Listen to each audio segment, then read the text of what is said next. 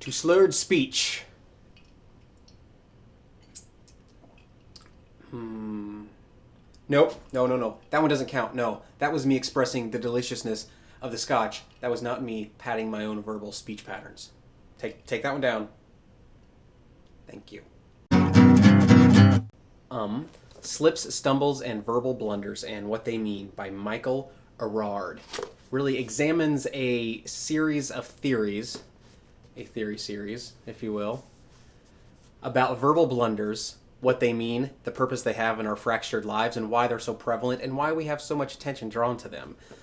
One, why is pristine speech thought of so highly? Two, why is umlessness in general thought of so highly? And three, has it always been this way? These are just three of the questions I'm surprised to have said out loud just now without bumbling like an idiot, because this book has made me anxious.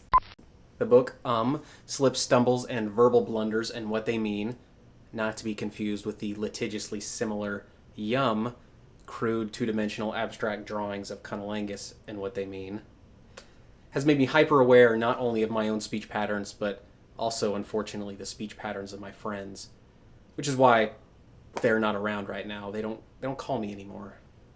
Sorry, Fred, but you do say I'm a lot.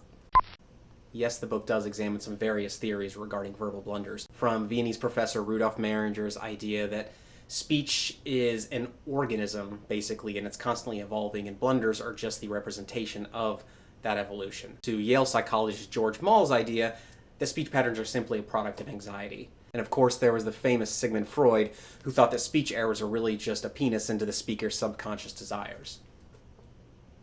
Throughout the book, I couldn't help but feel as though this book is really just the bound version of that asshole armchair linguist at the party, constantly correcting everyone on their speech flubs, constantly correcting everybody's grammar, so much so that you ultimately realize you go to lame parties.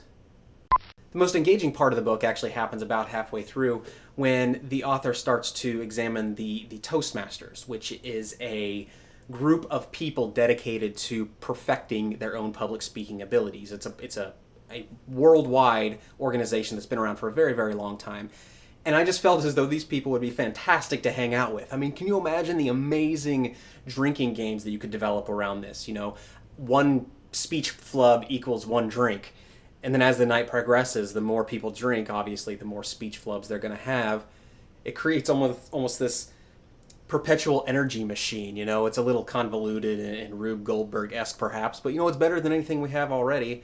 And it's way more fun than watching Cole get hammered. So, Slips, Stumbles, and Verbal Blunders and What They Mean. Read it or don't read it. Yeah, definitely read it. If not, because it's maybe the only contemporary example of this type of book that I could find, but also because it does maintain a nice narrative style that makes it very, very easy to read. Now, I will warn you, the first half of the book is a bit heavy on the history of ums, the theories of ums, but you know, if you can get past that, the second half is definitely a little bit more engaging, especially once the Toastmasters start being brought up and being talked about a little bit. So definitely read it. It's a very good book. And of course now, it's time for my punishment. How many speech blunders did I actually make during this video? Not bad, not bad. According to this handy chart in the back of the book, that many speech blunders means I'm an idiot.